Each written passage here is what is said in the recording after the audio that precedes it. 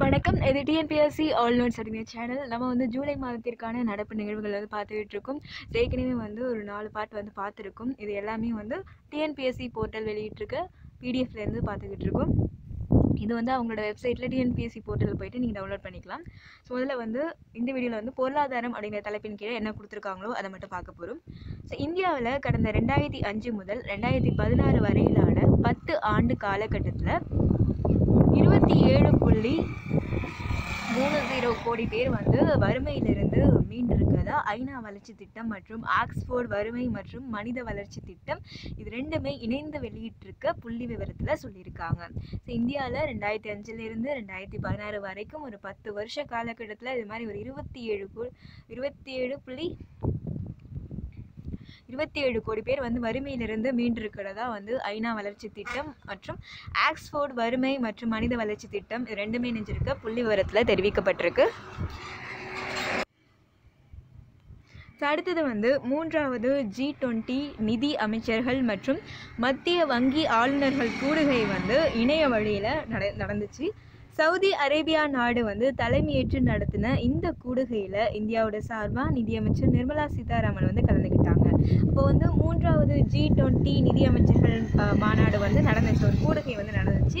இதில் வந்து எந்த நாடு தலைமையேற்று நடத்துனுச்சுன்னா சவுதி அரேபியா தான் வந்து தலைமையேற்று நடத்திருக்கு. அதில் வந்து இந்தியாவோட சார்பாக கலந்துக்கிட்டது வந்து நிர்மலா சீதாராமன்.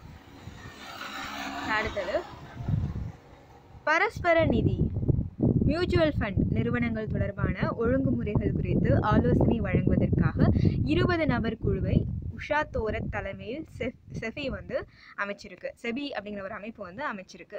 இந்த மாதிரி மியூச்சுவல் ஃபண்ட் நிறுவனங்கள் தொடர்பாக வந்து எப்படி அதை ரெகுலேட் பண்ணலாம், அதுக்கு வந்து நீங்கள் ஆலோசனை சொல்லுங்கள் அப்படின்னு சொல்லிட்டு ஒரு 20 பேர் கொண்ட குழுவை வந்து செபி வந்து அமைச்சிருக்கு. செபினா என்னன்னா securities and exchange board of India.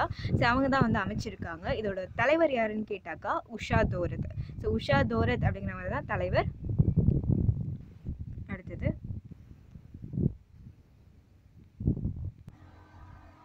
So இந்தியாவோட வெளிக்கடன் அதாவது 2019 to 2020 நிதியாண்டில் முந்தைய நிதியாண்டை விட வந்து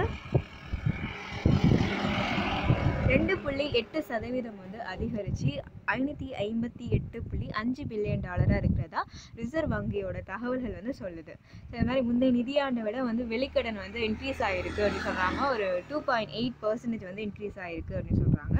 இந்தியாவில் இருக்க சிறு குறு நடுத்தர தொழில் நிறுவனங்கள் பலன் பெறும் வகையில் 5625 கோடி கடன் வழங்குறதுக்கு உலக வங்கி வந்து முடிவெடுத்திருக்காங்க.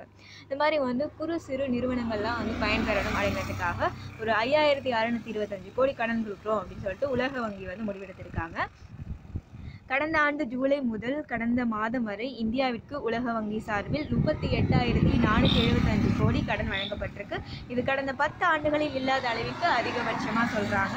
கொரோனா நோய் தொற்றால் ஏற்பட்டுள்ள இந்த இக்கட்டான சூழலை எதிர்கொள்வதற்காக கடந்த 3 மாதங்களில் மட்டும் இந்தியாவிற்கு 20,625 கோடி வந்து கடன் வழங்கப்பட்டிருக்கு அப்படின்னு சொல்லிட்டு அந்த அறிக்கையில் சொல்லியிருக்காங்க.